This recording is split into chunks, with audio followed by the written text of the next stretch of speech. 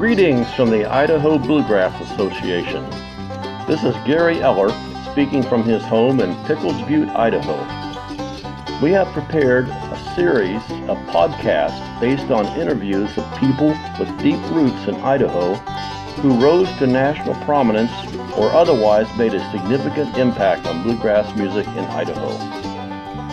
This series of podcasts is a collaboration between the Idaho Bluegrass Association, Idaho Songs Project, National Old-Time Fiddlers Association, and Utah State University.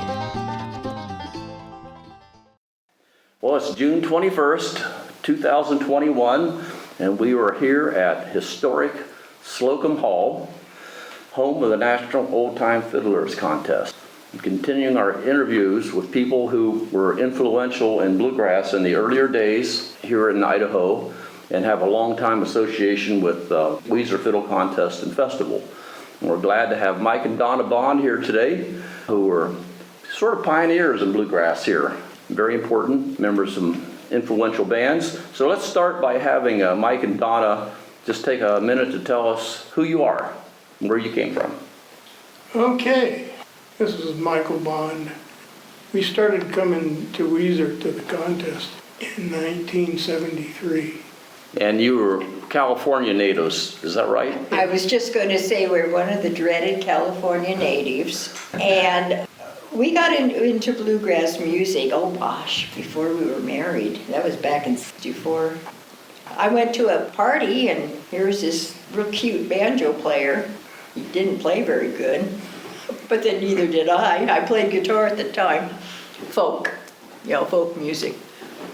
But anyway, we hooked up about 65, got married in 66, moved here in 72, and we've been playing bluegrass music since we got married back in 66. Well, what did you find the bluegrass scene to be when you moved to Idaho in 74, you said? 72? 72. Pitiful would be the word for it. Non-existent would be another, almost. Mm-hmm. Here's this place where people were actually playing it in Idaho.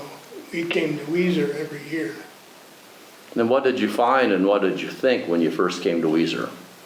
Well, there were some good traditional bluegrass bands at that time that came here. Put together bands. They were good people like Sam Bush, Doug Jenkins, and Rue Frisbee. Doug and Rui. It was Rui, Dougie, and Sammy. Yeah. And Rue's sister Faye. So there was really good bluegrass jamming here at Weezer, but it's hard to find in the Boise area in normal times. Absolutely. It was So what did you do about that? We struggled. We played a little bluegrass with the Brown family. At that time I played guitar, so they were just trying to get into bluegrass music. But they tried really hard, and we played with them for, a year, 2 years? And kind of learning our craft with them. I played guitar, and his two daughters, one on fiddle and one on bass. And then, as all bands do, kind of just went away, And then Mike started playing with a group out of Idaho University. There's Steve Brown and the guy on the washtub bass, that's Mike Gifford. He was so good. Anyway, so that group, what was the name of that group? Mama Tried, and it was Steve Brown, Mike Gifford, the guy on bass. On guitar. Jim Weaver. So you formed a bluegrass band called Mama Tried. Mama Tried. And how long did that run? Not very long. Well, no. However, that's when I got thrown into bass playing because all the bass players left and I wasn't in the group. And so anyway, for Mother's Day, I got a bass. Somebody had thrown a bass off the stage over in Ontario, and the repair was being done at Grief's. They threw it off the stage? Yeah, I guess. I don't know who owned it. It's a German plywood bass. Anyway, I think Garrett has it now. Anyway, back to the story. So I had 2 weeks to get ready for their next job. And luckily, basses are tuned like a guitar, so I could kind of think fast on my feet. Oh, okay, the fingers go there, all right. So anyway, we managed. And then we played with that group for a few months, and then that morphed into Ragged But Right. All right, the Ragged But Right was kind of a legendary band. In our And his mind. partner band was Too Far Gone. Yeah, they came late though. They came later? Later in that.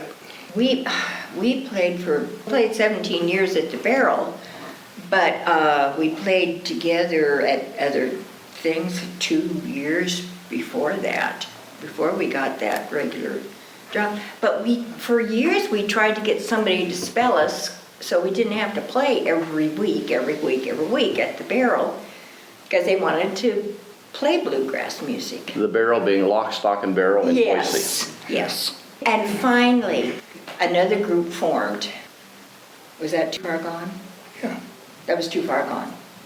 Well, tell me who the core band members were in Ragged But Right. You two? You were in it from the beginning to end. Yeah, and Steve Brown and Doug Jenkins. There was just the four of us. 4 really accomplished players. You guys could hold your own with anybody out there today. Thank you. A few years down the road, Randy Glenn joined us, so Steve could concentrate more on his mandolin playing. On the track that we'll hear next, recorded live at Lock, Stock, and Barrel in 1981, you'll be able to hear the outstanding harmonies of Ragged But Right. Steve Brown is singing lead, Mike Bond has the harmony above Steve, and then even above Mike, you can hear Donna Bond singing the high harmony. The song Midnight Flyer was written by Paul Kraft, a famous songwriter, and was made popular by the Osborne Brothers, the Eagles, and the Nitty Gritty Dirt Band.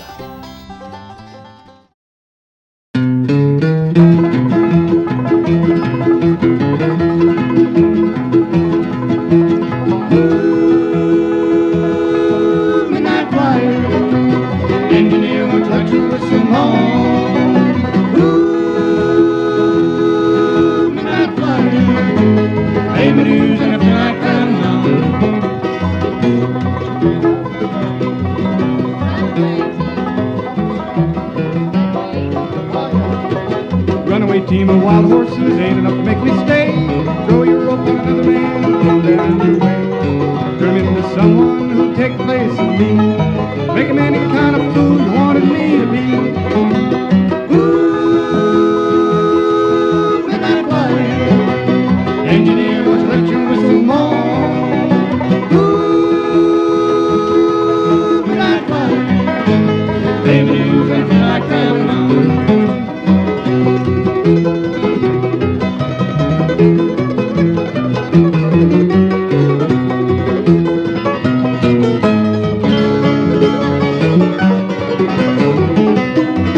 Stop in Santa Fe, maybe San Antonio. Any town is where I'm bound anyway to get me gone. Don't think about me, don't let you rush your mind, except when you hear that lonesome whistle whine. Ooh, midnight flyer, engineer, won't you let your whistle moan? Ooh, midnight flyer, baby news and a night time gone.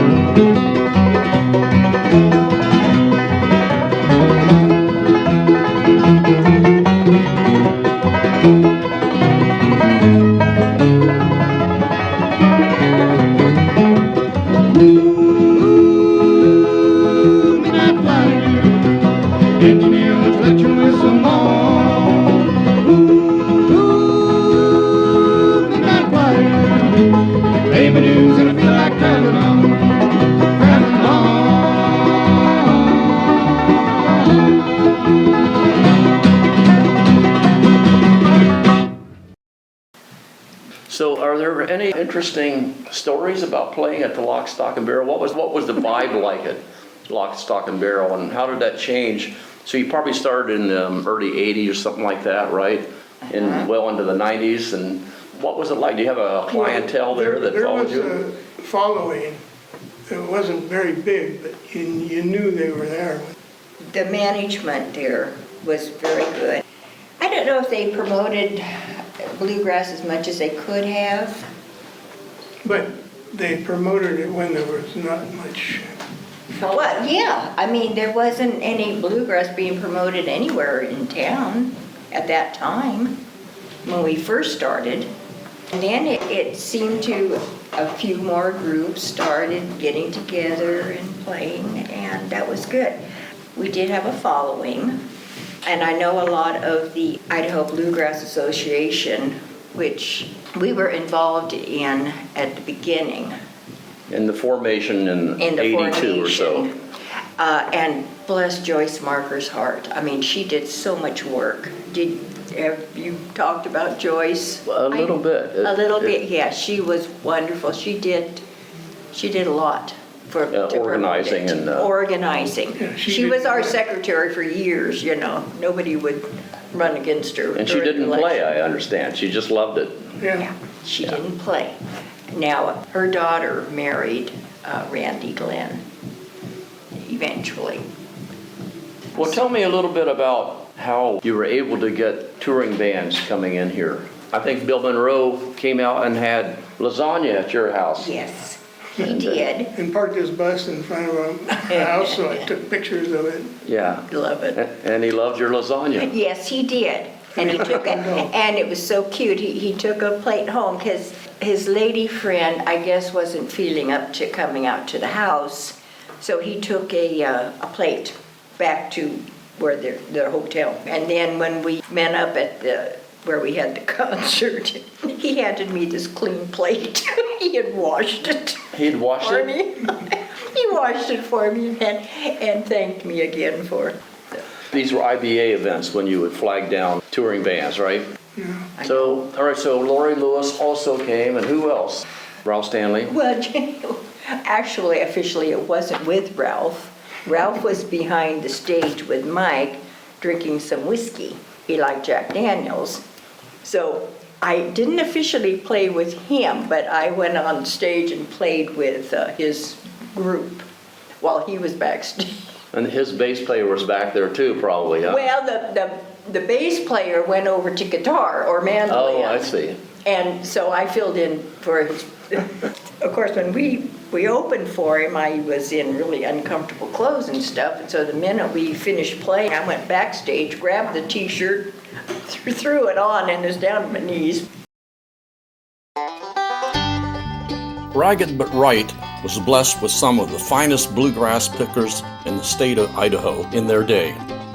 Here's their rendition of the classic banjo tune, Pickaway, written by Vic Jordan and Gladys Flatt, wife of Lester Flatt, by the way.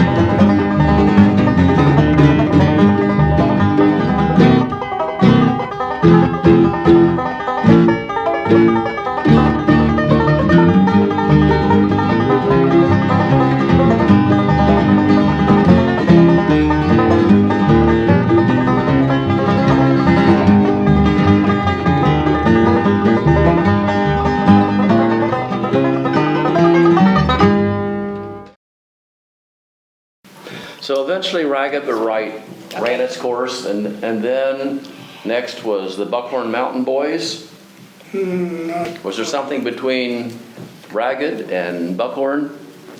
I don't think so. There was several years we didn't play at all. Mike played with piano and Oh, yeah, playing fiddle banjos band. here Yeah, I and played there. electric banjo. And we didn't really play with anybody. We'd get together for fun. Well, how did the Buckhorn Mountain Boys, another prominent band in Idaho, get formed? That was Al Jackson. We had played with him just for fun and stuff like that. And he called, he said he's moving back to the Boise area and he wanted to get a group together and wanted to know if Mike and I were interested. And I told him, no, I don't think I am. I said, but I think Mike would enjoy it. And when I talked to him, he said, I'm going to form a bluegrass band. I'm going to do it right. You know, because there's a lot of not real bluegrass bands. So I told him, if that's what you're going to do, I'll do it with you. Because that's what I want to do also. I want to be serious about making the right licks at the right time and, you know, just pay attention to the music. Now, I think he asked Doug first, and Doug said no. And then he asked Rue, and Rue is always up for a challenge, and Rue said yeah. So it was the four of us. And that remained the core group throughout? No, she's not in the band yet. Okay. No, they had another bass player, oh, marvelous Marvin. Marv Quinton.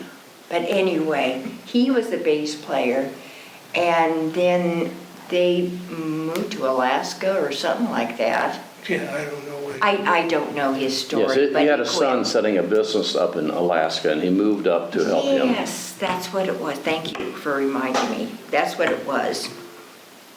And they needed a bass player, and I told him, I said, I don't really want to be there, but I'll fill in, because there were a few jobs. You know, I'll fill in and stuff. I knew their material, and I never left. Well, you were the first bluegrass band I heard when I moved to Idaho in 2005, and I was quite impressed. Oh, really? You guys were spot on, and of course, when Rue's in a band, I mean, it becomes Fun. a show. You guys played a lot. We did. We played all the time and practiced all the time. We knew what we were doing. That was definitely a professional And of level. course, Al Jackson was a DJ before he became a musician. That man he's really talented, man. He can do so much. I wished he was back here. Yeah. And then, of course, Kathy died. Al's wife. Yeah, Al's wife died. And that's what broke the band up. So what years did the Buckhorn Mountain Boys operate? I know you were still operating in 2005. And you ran a few years after that, I believe. Yeah. Yeah, I'm sure we did. Yeah. Because Rue's been with Chicken Dinner Road since, I don't know, Oh, there's a 2009 or good way to so. measure it, yeah. You know, we probably played till about 2007. So you had a run of about 10 years or so, something like that. Yeah, counting Oh, yeah, with Marv and me Yeah. both, so. Yeah, That's a really long run for any band. oh, we got along so well. I mean, I loved that band. I loved playing with Rue and Al. Well, I've heard from Rue and Marv, you know, great stories about Oh. the band. I heard one story about playing at Battle Mountain and a side tour that you took. Yeah. I still have souvenirs from that trip. Well, perhaps you could tell us about that a little bit, this life on the road. Okay, we were playing a little festival in Battle Mountain, Nevada. Nevada, and online there was advertisement for Donna's Ranch. Well, of course, my Said name Donna. being Of course you wanted Donna. to know what that was about. Of course I did. And we knew it. I kind of suspected I knew what that was all about. And here we are, and it's Sunday morning, and we decide we're gonna go knock on the door and see if they'll give us a tour or something. And they And- did. Not the first time. The first And time they they weren't- looked out and they closed the door. Well, Kathy and I went up there. And they weren't growing beef cattle on this Well, ranch. I think they thought, because it was a Sunday and we're in suits and stuff, that maybe we were church affiliated and was going to give them a bad time or something. And then Kathy and I went up to the door and knocked. And the madam came out and we explained who we are and that we just wanted to come in, maybe buy a couple souvenirs and didn't want to disturb anybody. So she said, oh, sure, come on in. I guess it was slow. Shocked me. And so anyway, so we all came in, and oh my God, Rue I think, did all of his Christmas shopping. So the madam gave us a tour. I mean, we saw the jungle room, and we even saw their laundry facility. There was only one room that was being occupied at the time. We couldn't go in that one. Thank God. And anyway, we just had a great time. One of the hottest bluegrass bands through the 1980s was the Colorado-based Hot Rise. Here is Buckhorn Mountain Band's rendition of the Hot Rise song Midnight on the Highway.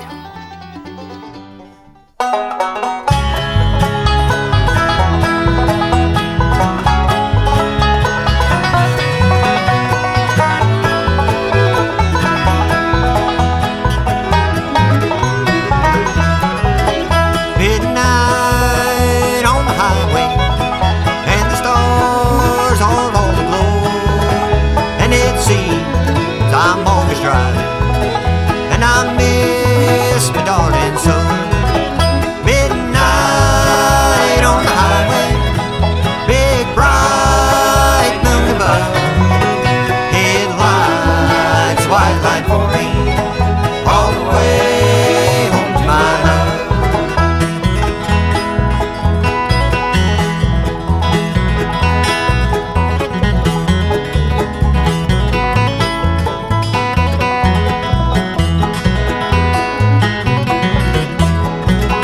Can't you hear the wheels humming as they're rolling through the night? My desire is to hold you, and I'll be home before daylight. Midnight on the highway, big bright moon above, headlights a white line for me, all the way home to my love.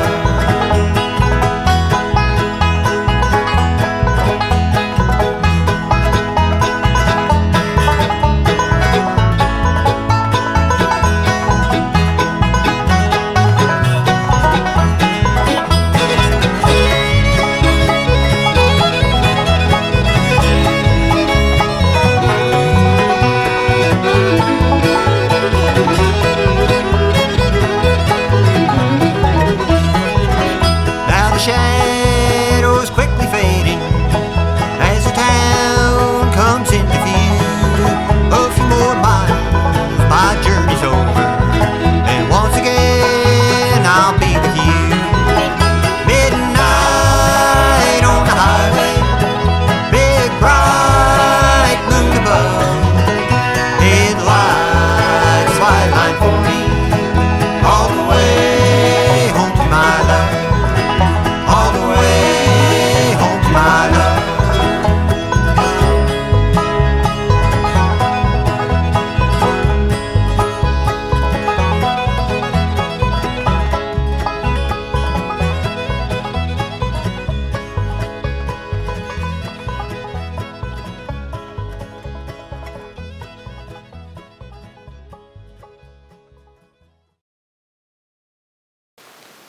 All right, so then after Buckhorn broke up, you've been retired from music That was pretty it. much, right? Pretty much, we played a little bit with High Desert, just to kind of keep our fingers lubricated, but... They're not super active right now, yeah. No. Yeah, some of them. And so, yeah, we're pretty much retired. stuff. We just play for fun. Well, that's great stuff. Well, let's switch over to Weezer a little bit, and I'd like you to talk about how you've seen the contest, the jam scene, and the festival downtown change over the years, from the time you first came here in the early 70s till now. What's the trajectory look like to you looking back? When we first started coming here in 72, there must have been a lot of holdover hippies or something. Because, well, this place wasn't utilized at all. It was the junior high we stayed at. Well, I don't even think we stayed unless we slept in our van. Do you remember? We slept in the van. We slept in the van. Okay. But the whole place was just packed, body to body. And the pot, I mean, you'd walk through between the dog poop and the pot. I mean, you were lightheaded, This dizzy. sounds like Woodstock, Well, without the mud. and then you couldn't, well, you could if you wanted to, but you couldn't go down and get a shower because there'd be men in the women's shower, and from what I understand, vice versa, you know, just in front of God and everyone, just letting it all hang out. So from what I understand, the big thing that we missed was the hotel. The Washington Hotel. Yeah. It burned We missed a year. it by 1 year. We missed it by 1 year. I think it burned in 72. Just about everybody that experienced the Washington Hotel considers the burning down of the Washington Hotel as a turning point in Weezer. I don't think it was that long a period that the bluegrass kind of faded out and then it came back. But there was a lot of alternative type music, not so much. I mean, there was bluegrass and you had to hunt for it. But there was other type of music being played too, a lot of old cowboy stuff, which is... Country music. Yeah, that kind of stuff. And sometimes it was a conglomeration of old cowboy stuff or old country western, and then there'd be a banjo thrown in or something. It was just a hodgepodge. And it got a little more organized as the years went by. Kind of, I don't know, quickish maybe. We got better and better musicians coming, and I think the musicians that weren't as proficient, perhaps, was a little intimidated about maybe joining jam sessions and stuff when you have all these hot shots. I didn't like that because we were in that group. Well, the fiddle Hot contest shot. itself changed in character about that time too, and that's when the emphasis on The Texas swing. contests fiddling really became the standard, And- as opposed to actual old-time fiddling. Yeah. Yes, and there was a lot of the older fiddle players that liked the old-time fiddle that really complained about it. I don't know how vocal their complaints were or anything, but she said, unless you can do that Texas swing, you're not going to win anything. That's just the way it was. Yeah, You know. it began to seem like everybody played the same because we didn't understand that music. I mean, that was almost like jazz. So there were numerous cross currents going, and by then the town got a little concerned about the hippie and biker invasion and put some clamps down on Mortimer's Island and so on, right? So there are a lot of things happening then. There's always Mortimer Island stories floating around. I take it, Donna, you did not participate in Mortimer's Island nudist colony, No, like I said. or Mike. No, although he's been down to Mortimer. I never Oh, I even snuck went down down there one there. time and just see what was Well, going you on. and somebody else did. Oh, Gary Maggie. Yeah, you and Gary snuck down 1 year. I don't know what you We found. just drove down Yeah. to the beach part of it and just Yeah. parked there and watched. I didn't go down there. So, the only thing that's really constant in the world is change. So change is normal. Yeah. Society changes, and so here we are now in 2021. So what do you think this will look like in 10 years? Well, let me tell you what I think it looks like now. Okay? There's just too much people that don't play either fiddle music or bluegrass or maybe some nice folk or something, but there's all kinds of weird stuff going on. Alternative type That's the word I'm looking for. music is what you're talking about. There's a lot of it here. Oh, I think there's some fantastic bluegrass musicians here. Yeah. If you wander around, you were saying there were many years was hard to find bluegrass here, so it kind of comes and goes. And the impression I get, in part due to Ragged But Right and Too Far Gone, there were some really good players that went on to national prominence that were inspired by what was happening in the 80s. So I think there's a natural ebb and flow to music tastes. And now there's some really outstanding players here and there around the campground. But it's also true that you have everything from high-level swing jazz to bossa nova music and everything else. And to me, that enriches the whole environment. You can kind of find what you Yes. want. And the nameplate still was National Old-Time Fiddlers Contest in Fiddle. So unless you come here, you don't realize how broad the musical spectrum is here. So that's kind of my take on it. And I think you can find about any kind of music you like here, but you're going to find a lot of other stuff that's not in your wheelhouse. Yes, absolutely. And that's okay. I think it's going to change into more of a music festival type thing instead of old-time music or bluegrass and stuff like that. And I think it's already changing. And I don't think that's a bad thing. I just don't think this is a place to come if you want to just play bluegrass and old-time music. Well, the Snickerville people have solved that problem by buying 5 acres back here, and they play old-time music largely in their own area. So, I mean, it's a happening thing for old-timey music over there. Well, thanks, Mike and Donna. Appreciate it very much. And you can go back home to Emmett, Idaho, and water your plants water now. some more. After the interview, Mike and Donna asked me to emphasize how important the guitar playing of Randy Glenn was to the success of Ragged But Right. He brought a level of hot bluegrass guitar playing to the Treasure Valley that had not been seen before. And they told me one night he'd been playing with flat picks with them, and he came in to the Lock, Stock, and Barrel and said, "You know, I can play faster with finger picks than with flat picks." So the recordings that you are hearing here is Randy playing hot bluegrass guitar with finger picks.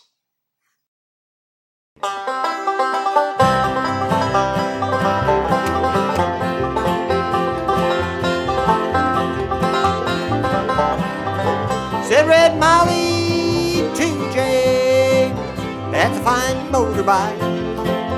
A girl could feel special on any such a light. Said James to Red Molly, my hat's off to you.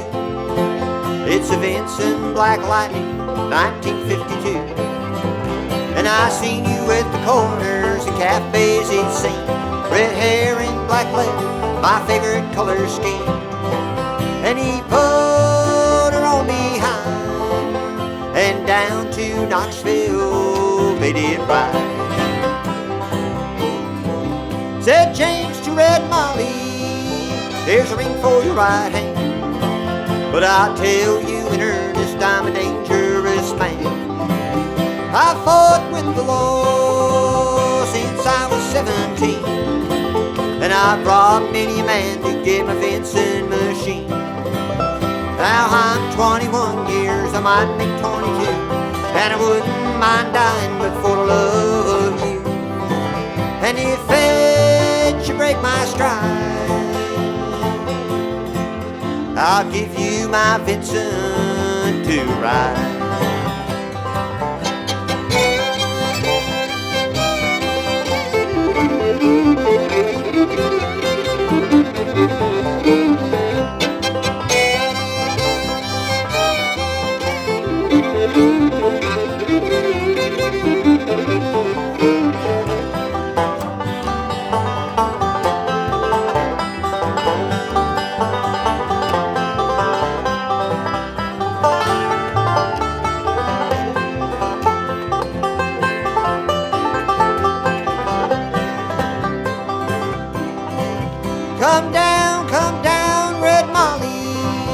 called Sergeant McRae. Well, they've taken young James 80 on an armed robbery. Shotgun blast to his chest, left nothing inside. Come down Red Molly to his dying bedside. When she came to the hospital, there wasn't much left. He was running out of rope, he was running out of breath. And he smiled